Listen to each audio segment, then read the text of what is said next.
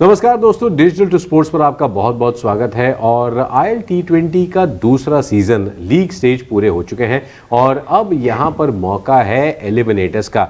मंगलवार के दिन एलिमिनेटर्स होने वाला है शेख जायद स्टेडियम अबू धाबी में और Nishad Abu Dhabi Knight Riders का मुकाबला होगा दुबई कैपिटल्स के साथ इस एलिमिनेटर में।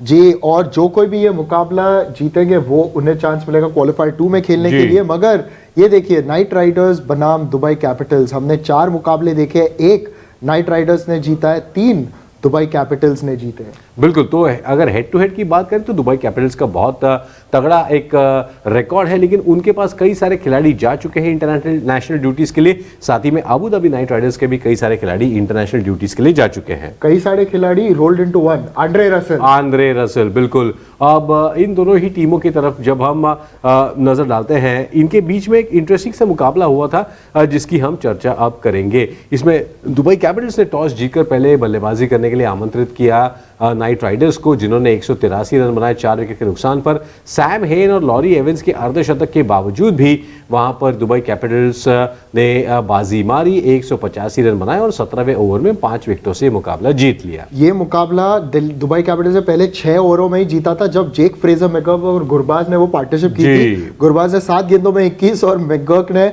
41 बनाए थे 17 गेंदों में। धुआंधार बल्लेबाजी, बहुत जबरदस्त मुकाबला था और इसीलिए इनके बीच में एक और मुकाबला हुआ। और ये मुकाबले में हमने एक उलटफेर देखा, क्योंकि 111 पर 7 थे नाइट राइडर्स, फिर आंद्रे रसेल ने वही किया जिसके लिए वो जाने जाते हैं।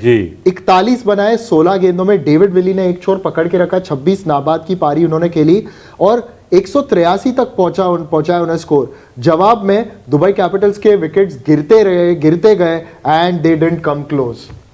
बिल्कुल। और अगर हम अबू धाबी नाइट राइडर्स की बात करें तो उनका अब तक का सफ़र देखते हैं। शुरुआत उनकी अच्छी हुई थी। देखिए, पिछले साल वो आखिरी पायदान पर थे पॉइंट्स टेबल में, एक भी मुकाबला जीत नहीं पाए थे, लेकिन इस बार उनका परफॉर्मेंस काफ़ी अच्छा हुआ। हालांकि आखिर के 2 मुकाबले वो हार गए।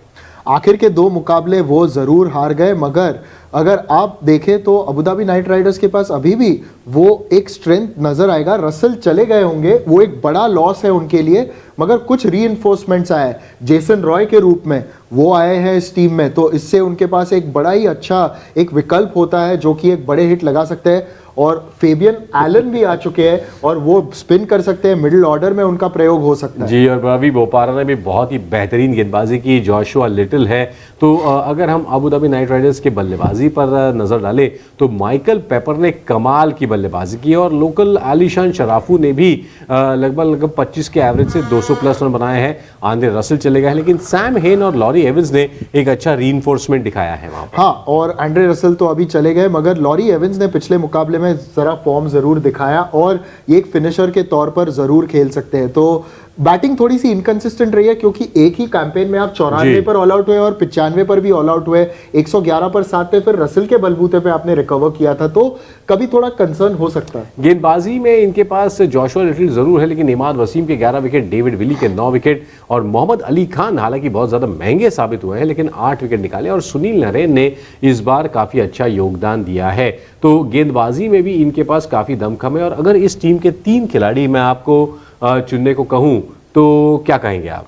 जी, सबसे पहले तो मैं सिलेक्ट करूंगा यहाँ जेसन रॉय जी, माइकल पेपर और सुनील नारायण। ये होंगे मेरे 3 विकल्प। मैं भी आपसे सहमत हूँ, ये तीनों ही मैं भी सिलेक्ट करना चाहूंगा। तो चलिए दूसरी टीम है कि दुबई कैपिटल्स की तरफ हम नजर डालते हैं। उनका सफर इस सीजन में कैसा रहा? डेविड वार्नर उनके लिए थे शुरुआती दौर में, लेकिन इस पूरे सीजन में डेविड वार्नर कुछ खास नहीं कर पाए। बीच में थोड़ी सी दिक्कत हो गई थी। आखिर के 2 मुकाबले वो जीत गए और अपने आप के लिए क्वालिफायर्स में जगह, मतलब टॉप 4 में जगह बना ली। टॉप 4 में इन्होंने जगह जरूर बना ली और इट वाज रियली क्लोज, मगर आखिरकार they are here where they wanted to B.